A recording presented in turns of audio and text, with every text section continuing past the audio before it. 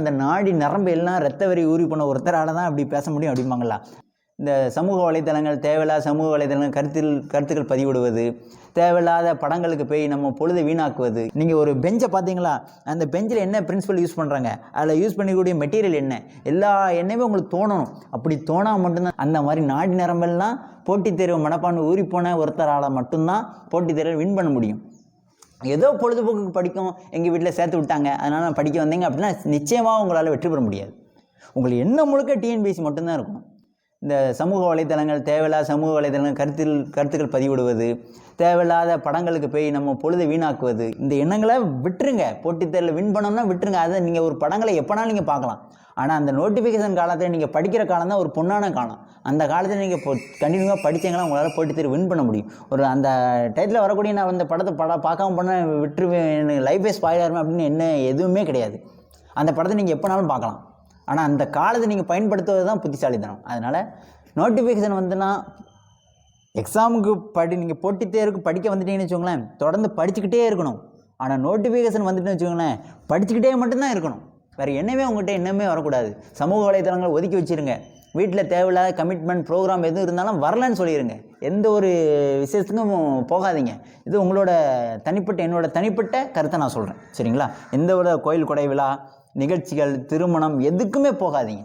நமக்கு தேவை போட்டித் தேர்வில் வின் பண்ணணும். நம்ம வேலை இல்லாமல் ஒரு சபையில் போய் நிற்கிறதுக்கும், நம்ம ஒரு அரசு ஊழியராக போய் நம்ம ஒரு சபையில் நிற்கிறதுக்கும் வித்தியாசம் இருக்குது. வேலை இல்லாமல் நம்ம போனோன்னு வச்சுக்கோங்களேன், நம்மளை எவனும் மதிக்க மாட்டான் கண்டிப்பாக. அப்போ நம்ம அந்த இடத்துக்கு போய் நம்ம என்னத்துக்கு தேவையில்லையே. நம்மளால் அந்த காரியம் நடக்குன்னு தெரிஞ்சால் நம்ம போகலாம். நமக்கு தான் வேலையே இல்லையே. பிறகு நம்ம அந்த இடத்துல போய் இருந்து என்னத்துக்கு? நம்ம ஒரு அரசு ஊழியராக அந்த இடத்துல போய் இருங்க, உங்களுக்கு தரக்கூடிய மரியாதையே வேறு. அந்த எண்ணத்தை நீங்கள் உருவாக்கிவிடுங்க, சரிங்களா? இப்போ நம்ம அந்த இடத்துக்கு போய் ஒன்றும் ஆக போதில்லை. நம்ம ஃபேமிலி யாரோ ஒரு ஆள் அனுப்பிவிட்டு நம்ம வீட்டில் உட்காந்து படிக்கணும், தொடர்ச்சியாக படிக்கணும். அப்போ தான் உங்களால் வெற்றி பெற முடியும். ஓகேவா? என்னுடைய வாழ்த்துக்கள். 2024 டிஎன்பிஎஸ்சி ஆனுவல் பிளானரில் குரூப் 4 தேர்வு ஜூன் மாதம் வரதா சொல்லியிருக்காங்க. ஜூன் மாதம் வரக்கூடிய குரூப் 4 தேர்வுகளுக்கு படிக்கக்கூடிய முதல் முறையாக போட்டித் தேர்வுக்கு படிக்கக்கூடிய நண்பர்களுக்கு நான் சொல்லக்கூடிய மோட்டிவேஷன் டாக்கு தான்.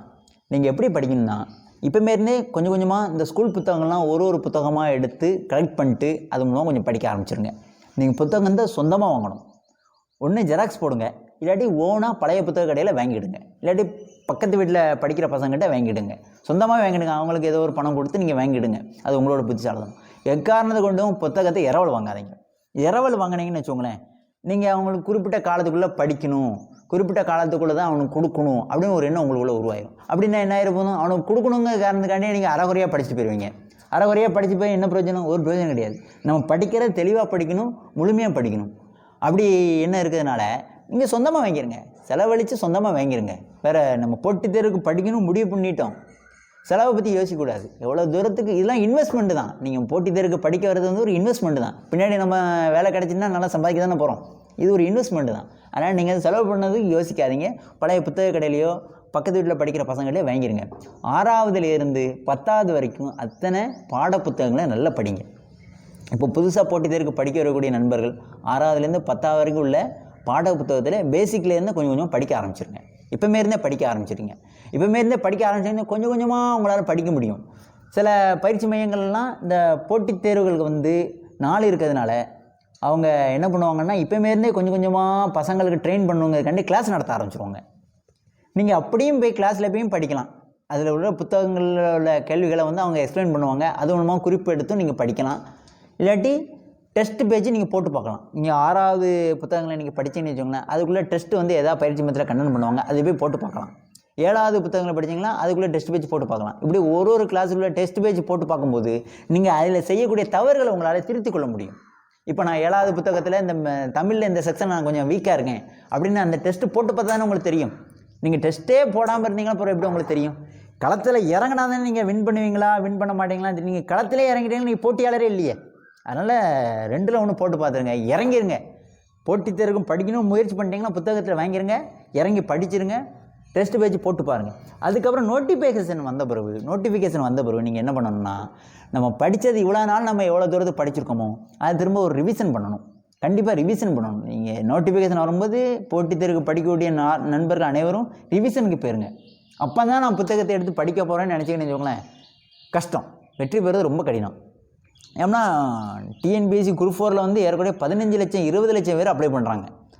15 லட்சம் 16 லட்சம் பேர் எக்ஸாமே எழுத வராங்க. ஒரு 2-3 லட்சம் பேர் தான் ஆப்சண்ட் ஆகுதாங்க. 15 லட்சம் பேர் எக்ஸாமே எழுத வராங்க. அப்படிங்கும்போது ஒரு போஸ்டிங் எவ்வளோ காம்படிஷன் இருக்குது நீங்களே பார்த்துக்கிடுங்க. அதனால் போட்டி ரொம்ப நிறைந்த உலகம். முன்பு வந்து பயிற்சி மையங்கள் மிகவும் கம்மி, அவங்களோட பயிற்சி மையங்களில் படித்து வரவங்களோட மாணவர்கள் ரொம்ப கம்மி. இப்போ முக்கு ஒரு பயிற்சி மையத்தை தொடங்கி வச்சுட்டாங்க. அங்கங்கே மாணவர்கள் நல்ல ஒரு டேலண்டான மாணவர்கள் தான் போட்டித் தேர்வுக்கு படிக்க வராங்க. அப்படிங்கும்போது நம்ம அவங்களுக்கு ஈக்குவலாக நம்ம ஸ்டாண்டர்டில் நம்ம படிக்கணும்னா இப்போமே இருந்தே படிக்க ஆரம்பிச்சிருங்க. நோட்டிஃபிகேஷன் வந்த பிறகு நீங்கள் ரிவிஷனாக உடனே தவிர அந்த 3 மாதத்தில் நீங்கள் அப்போ உட்காந்து படிக்கக்கூடாது. நீங்கள் செய்த தவறுகளை திருத்திக் கொள்ளக்கூடிய நேரம் அது, அந்த நோட்டிஃபிகேஷன் விட்ட பிறகு அந்த 3 மாதம் காலம். அதனால் இப்போமே இருந்தே கொஞ்சம் படிக்க ஆரம்பிச்சிருங்க. 90% உங்களுடைய ஸ்கூல் புத்தகங்களை ரிவிஷன் பண்ணணும். ஸ்கூல் புத்தகங்களை நல்லா படிக்கணும். 6லேருந்து 10 வரைக்கும் உள்ள புத்தகங்களை ஸ்கூல் புத்தகங்கள் மட்டும்தான் படிக்கணும். உங்களுக்கு ஒரு வாய்ப்பு கிடைச்சுன்னா 11, 12லையும் ஒரு குறுகிய அளவில் நீங்கள் படிச்சுக்கலாம். ஏதாவது டவுட் இருந்தால் 11, 12ல நல்லா தெளிவாக கொடுத்துருப்பாங்க, அதை பார்த்துக்கலாம். அதுக்காண்டி 11, 12 முழுக்க படிக்கணும் அவசியம் கிடையாது. நமக்கு தேவையான கண்டென்ட் மட்டும் நம்ம எடுத்துக்கிடலாம். அது ஒரு புத்திசாலித்தனம். மீதி மேத்ஸ் போட்டு பார்க்கறதுக்கு சில மார்க்கெட் கைடெலாம் நல்லா கொடுத்துருக்காங்க. இந்த கணியன்னு ஒரு புத்தகங்கள்லாம் இருக்குது. அந்த புத்தகங்கள்லாம் மார்க்கெட் கைடு, அதெல்லாம் இந்த போலீஸ் தேர்வுக்கு படிக்கவங்க படிப்பாங்க. அதில் சில மேத்ஸு கணிதம் தொடர்பான கேள்விகள் அதில் எளிதாக அதில் கொடுத்துருப்பாங்க. அதையும் நம்ம பயன்படுத்திக்கலாம். மார்க்கெட் கைடில் நல்லா கொடுத்துருக்காங்க, ஸ்டெப்ஸ் ஈஸியாக கொடுத்துருக்காங்கன்னா நம்ம பயன்படுத்திக்கிட்டது ஒன்றும் தப்பு இல்லையே. அதனால் ஜிகே வந்து தொடர்ந்து செய்தித்தாள்களை பாருங்கள். செய்தித்தாள்களை இது வரைக்கும் எங்கள் வீட்டில் செய்தித்தாள் வாங்கலாம்னு நீங்கள் நினச்சிட்டு இருந்தாலும் இனிமேருந்து வாங்குங்க. இந்து தமிழ், தினமணி, இந்த 2 புத்தகத்துக்கு மட்டுமே, 2 பத்திரிகை மட்டுமே நீங்கள் பாருங்கள். வேறு பத்திரிகைகளும் நீங்கள் பார்க்காதீங்க. தினமணி, இந்து தமிழ், இந்த 2 மட்டும்தான் போட்டித் தேர்வுக்கு படிக்கிறவங்களோட தலையாய பத்திரிக்கை. ஐஏஎஸ் தேர்வு படிக்கிறவங்களும் இந்து பார்ப்பாங்க, இங்கிலீஷ் பார்ப்பாங்க. நீங்கள் இந்து தமிழ் படித்தாலே போதும். அதில் இங்கிலீஷில் இருக்கிறது தான் இங்கே தமிழில் இருக்க போகுது. இந்து தமிழில் குறிப்பெடுத்து பாருங்கள்.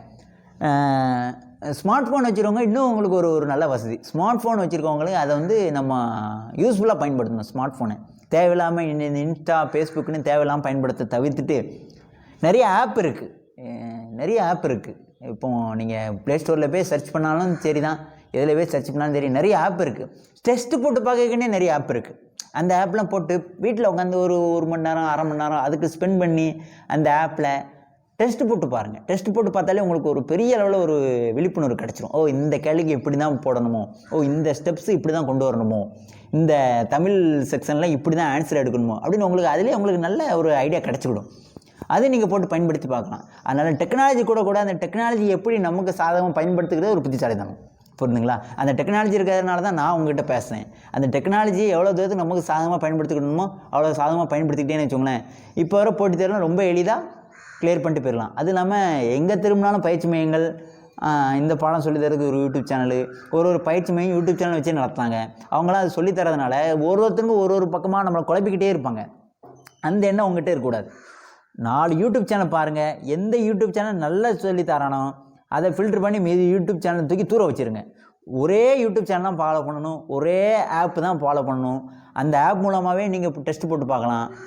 அப்படி பண்ணாலே போதும், நீங்கள் ஈஸியாக வெற்றி பெற்றலாம். கரண்ட் அஃபேர்ஸ் போட்டு பார்க்கறதுக்கே நிறைய ஆப்பெல்லாம் இப்போ வந்துடுச்சு. அது மூலமாக நீங்கள் நிறைய கரண்ட் அஃபேர்ஸ் கொஸ்டின்ஸ்லாம் கூட போட்டு பார்க்கலாம். ரொம்ப யூஸ்ஃபுல்லாக இருக்கும். கரண்ட் அஃபேர்ஸ் கொஸ்டின்லாம் ஏற்கனவே 15 கொஸ்டின் வரைக்கும் வரதுக்கு வாய்ப்பு இருக்குது. அதனால் அந்த டெக்னாலஜிக்கு ஏற்றபடி அப்டேட்டடாக நீங்கள் படிச்சுட்டு இருந்தாலே, புதுசாக வரவங்க படித்தாலே நிச்சயமாக வெற்றி பெறலாம். அதனால் ஃபீல் இன் டச். இந்த எக்ஸாம் எப்போவுமே வந்து டச்சிலே இருக்கணும். அப்போ தான் நம்ம போட்டித் தேர்வில் வெற்றி பெற முடியும். டச் விட்டுட்டிங்கன்னு வச்சுக்கோங்களேன், நீங்கள் அவுட் ஆஃப் த போர்ஷன் ஆயிடுவீங்க. எப்படின்னா போட்டி அதிகமாக போச்சு. எப்போவுமே போட்டித் தேர்வில் இருக்கவங்க டச்சிலே இருக்கணும்னு தான் சொல்லுவாங்க. டச்சிலே இருந்தால் தான் உங்களால் வெற்றி பெற முடியும். ஒரு நாளைக்கு 1 மணி நேரம்னாலும் உட்காந்து படிங்க, நிச்சயமாக உங்களால் வெற்றி பெற முடியும். வாழ்த்துக்கள். ஒரு நண்பர்களுக்கு என்னுடைய ஒரு ஸ்டோரி நான் உங்கள்கிட்ட சொல்கிறேன். எப்போவுமே வந்து நம்ம வந்து எல்லோரும் கோயிலுக்கு போவோம். இந்துக்களாக இருந்தால் அனைவரும் கோயிலுக்கு போவோம். கோயிலுக்கு போகும்போது நம்ம காலில் மிதிப்படக்கூடியதும் கல் தான், நம்ம வணங்குவதும் கல் தான். காலில் மிதிப்படக்கூடியதும் கல் தான், வணங்குவதும் கல் தான். நீங்கள் வேலைக்கு போகலை, வேலை கிடைக்கல அப்படின்னா ஊரில் இருக்கவங்களும் உங்களை என்ன நினைப்பாங்க? வேலை வெட்டி இல்லாத பையன், ஒரு உதவாக்கரை, அவனுக்கு வழி இல்லை, அப்படி தான் நம்மளை பேசுவாங்க. நம்ம ஒரு தரம் தாழ்ந்த விமர்சனங்கள் தான் இருக்கும். அதே நீங்கள் வெற்றி பெற்றுட்டீங்கன்னு வச்சுக்கோங்க, உங்களை எப்படி பேசுவாங்க? அந்த பையன் நான் அப்போவே நினச்சேன், வேலைக்கு போயிட்டான் அப்படின்னு சொல்லுவாங்க. நம்மளை வந்து மோட்டிவ் பண்ணுவாங்க, ஒரு பாராட்டி பேசுவாங்க. இதெல்லாம் காதிலே போட்டுக்கிடாதீங்க. ஊரில் இருக்கவங்க ஒருத்தர் ஒரு மாதிரி தான் பேசுவான். நீங்கள் யாருக்காண்டி வாழதீங்க? உங்களுக்காண்டி வாழதீங்க, உங்கள் அம்மா அப்பாங்காண்டி வாழதீங்க. ஊரில் 4 பேர் 4 விதமாக பேச தான் செய்வாங்க. இந்த படங்களில் கூட சொல்லுவாங்கள்ல 4 பேர் 4 விதமாக பேசுறாப்புல, அந்த மாதிரி 4 பேர் 4 விதமாக பேச தான் செய்வாங்க. அதெல்லாம் மைண்டில் கேர் பண்ணிக்கிட்டே செய்யாதீங்க. நீங்கள் உங்களுக்காண்டி வாழாதீங்க, உங்கள் அம்மா அப்பாக்காண்டி வாழாதீங்க. நீங்கள் லைஃப்பை அச்சீவ் பண்ணணும்னு அந்த எண்ணத்திலேயே உங்களுக்கான போட்டித் தேர்வை நீங்கள் படிச்சுக்கிட்டே இருங்க. நீங்கள் நிச்சயம் ஒரு நாள் எல்லாரும் கும்பிடக்கூடிய அந்த சாமி சிலையை போல் ஒரு அரசு ஊழியர் ஆயிடுவீங்க. எல்லாருக்கும் வாழ்த்துக்கள், வணக்கம்.